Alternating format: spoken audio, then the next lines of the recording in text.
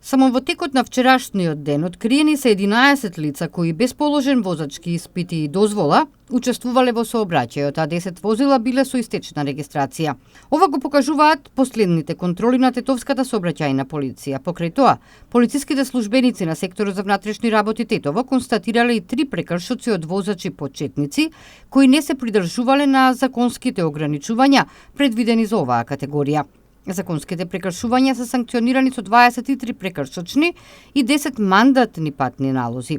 Викендов уште еден случај на сообраќајна незгода предизвикана од куќа на автопатот Скопје-Тетово кај наплатната рампа Желино. Нема повредени, а материјалната штета се проценува на 20.000 денари.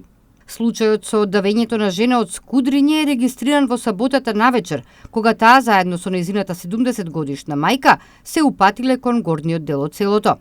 Во обид да ја преминат реката, 50 годишната жена паднала во неа и покрај помошта која пристигнала од блиската куќа, жената не е спасена. Јавен обвинител, екипа од полициската станица Гостивар и лекар по судска медицина извршиле комплетен увид, при што не се констатирани траги на насилство.